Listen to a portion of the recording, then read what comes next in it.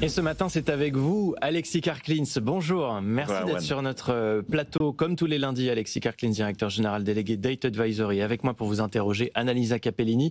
Et on revient ce matin sur les tensions qui se sont renforcées ces dernières semaines entre les États-Unis et le Venezuela, en cause la guerre menée par Donald Trump contre les trafiquants de drogue.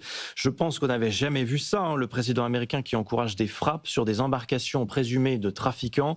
14 personnes aujourd'hui au moins ont été tuées. C'est une première, non ?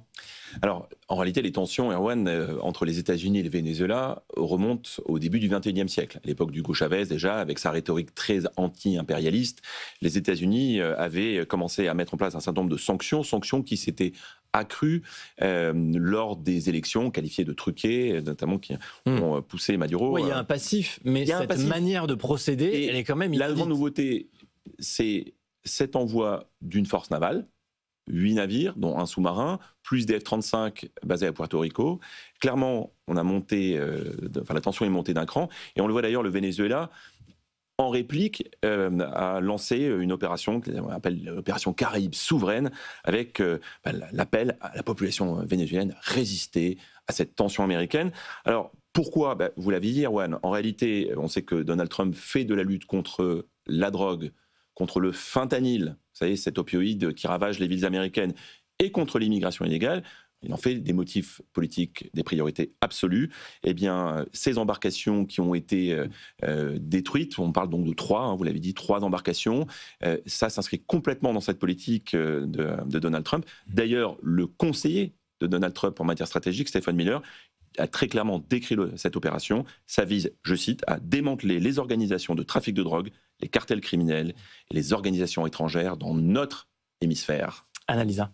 Pourtant, Donald Trump a énormément de dossiers sur la table en ce moment, les tensions avec la Chine, les droits de douane, le conflit en Ukraine, au Moyen-Orient.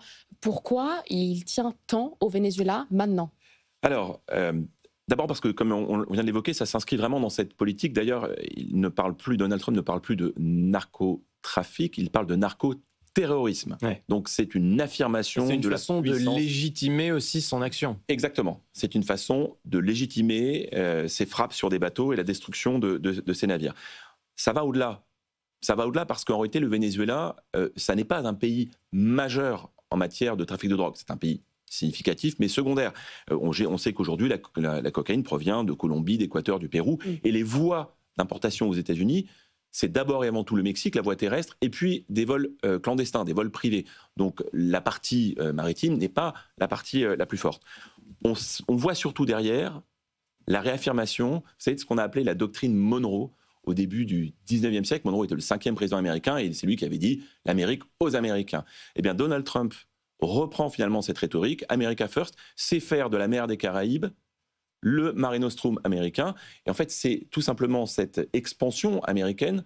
On l'a vu avec le Groenland, on l'a vu avec le Canada, on l'a vu avec le Panama, on l'a vu avec ce golfe du Mexique qui a été rebaptisé Golfe d'Amérique par Donald Trump. Eh bien aujourd'hui, ça s'inscrit, c'est un message qui est envoyé à l'ensemble des pays de la région en disant nous sommes chez nous, lutte contre la présence militaire russe, d'ailleurs alliée du Venezuela, lutte contre la présence économique chinoise, qui a évidemment beaucoup augmenté dans la région. Eh bien, c'est ça, c'est vraiment cette politique-là aujourd'hui que Donald Trump pousse, et cet intérêt qu'il donne au Venezuela, c'est finalement un pays parmi d'autres, c'est un message qui est envoyé à toute la région. Oui, parce qu'il n'y a pas d'ailleurs que le Venezuela dont on parle ce matin, mais aussi une frappe qui a eu lieu près des côtes de la République dominicaine, donc effectivement, non.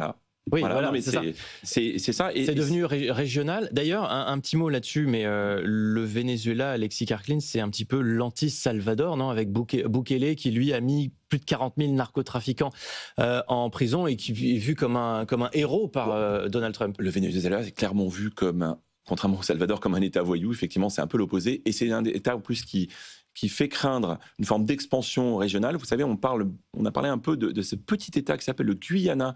La Guyane britannique, l'ex-Guyane britannique est à la frontière du Venezuela, et la partie orientale de ce petit État est très riche en hydrocarbures.